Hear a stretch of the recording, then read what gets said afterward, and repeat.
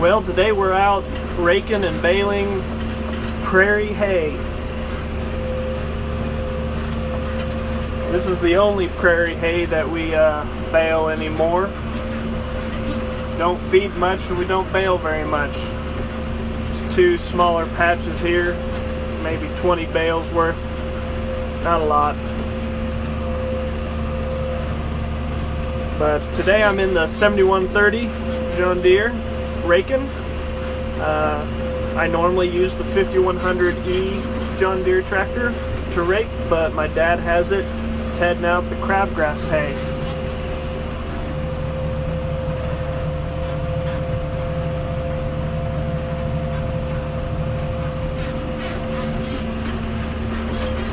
So he is on his way with the baler.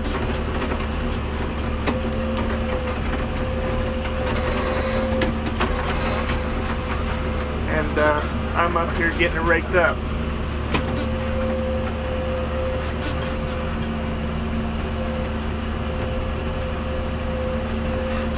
It was a little thin this year. It's not real thick. We usually try to bale our prairie hay around the 4th of July, which is next Wednesday. We probably could have let this go a few more weeks, but it probably wasn't going to grow much more than it has, so we decided to just go ahead and get it done.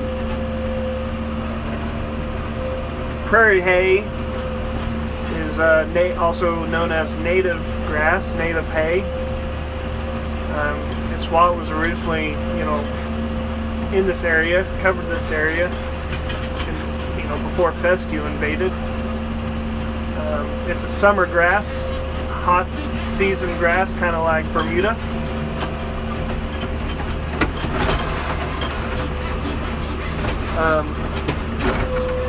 It's decent quality to graze, but as far as hay goes, it's usually not the greatest quality hay.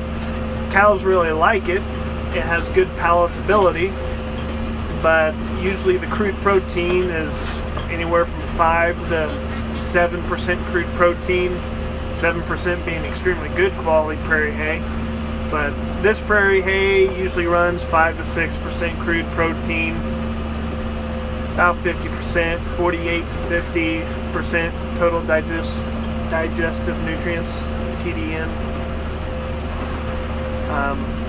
We'll feed this to spring calvers, usually early in the season. Usually we start off by feeding our 2-year-old hay, or our hay from last year, and our lower quality hay, and as they move along in their pregnancy, we start feeding them higher quality hay.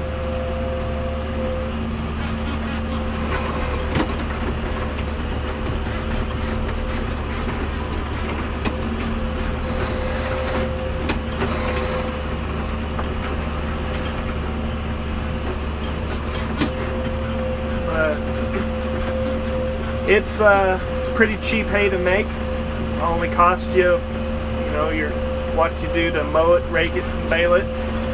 You don't fertilize prairie hay. In fact, P and K can help it, but nitrogen can actually hurt it.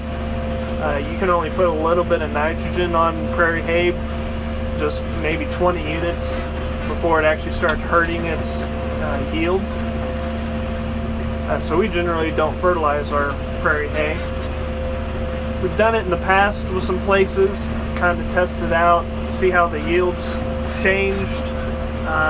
It honestly didn't make a huge difference on yield. Usually we put a 92330 on it, and like I said, that generally didn't make really much difference in yield. It increased it slightly, but not enough to make it worth the extra cost of the fertilizer. So it is cheap hay to make. It's just not the greatest quality.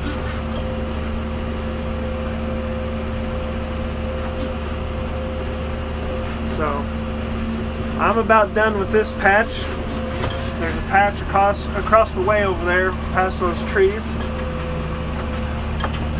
My dad should be getting here any minute with the baler. We'll pick up the video when he gets here. Alright, that first patch is done. Now I'm starting on the second.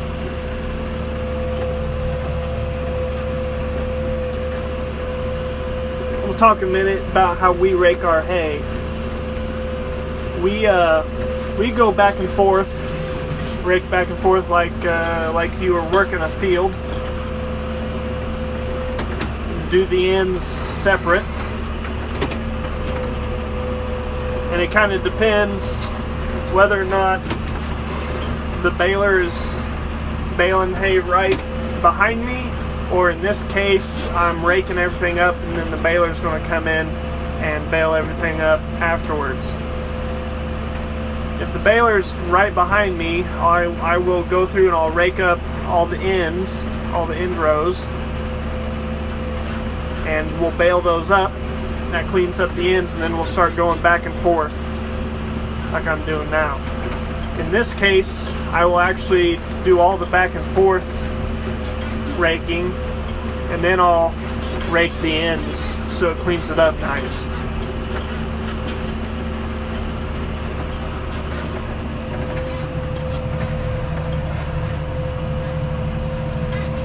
Try to make as straight a windrows as possible. Makes it easier on the baler operator to make bales.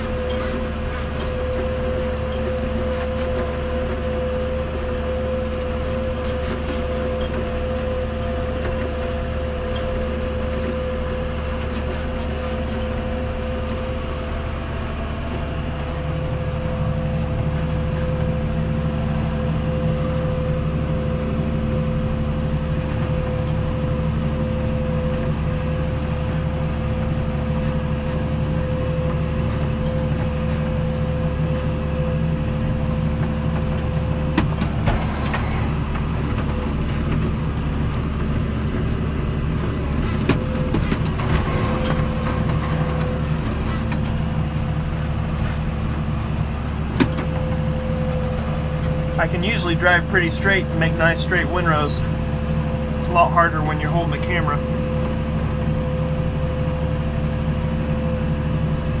You'll see that red arm in the center with a rake wheel kind of in the middle there. Kind of looks out of place. But if that rake wheel wasn't there, we'd be leaving a strip of hay unraked in the center. And although the baler will still pick that up alright, this actually just improves the ability for the baler to pick that up. And it fluffs all of it up.